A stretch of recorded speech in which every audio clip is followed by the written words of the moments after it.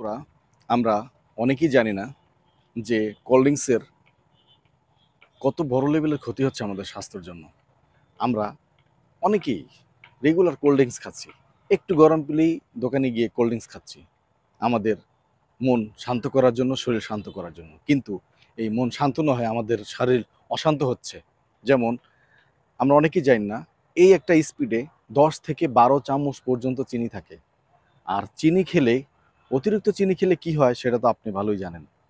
এই cold drinks খেলে আপনার ডায়াবেটিস ঝুঁকি বাড়ে, প্রেশার হওয়ার সম্ভাবনা থাকে, কিডনির সমস্যা হয়, টেনশন বাড়ে, রাত্রে ঘুম ভালো হয় না, অস্থিরতা আসে শরীরে। এবং শিশুদের জন্য এটা তো একদম হারাম। কিন্তু আমরা দেখতে পাই আমাদের সমাজে বা আমাদের শহরে রাস্তাঘাটে সবসময় শিশুদেরই এটা কিনে দেওয়া হয় বেশি। তাই শিশুদের এবং আপনারাও এই খাবার থেকে বিরত থাকুন। এটা খেলে স্বাস্থ্যের জন্য মারাত্মক লেভেলের ঝুঁকি এবং মারাত্মক লেভেলের ক্ষতি হবে। সবাইকে ধন্যবাদ।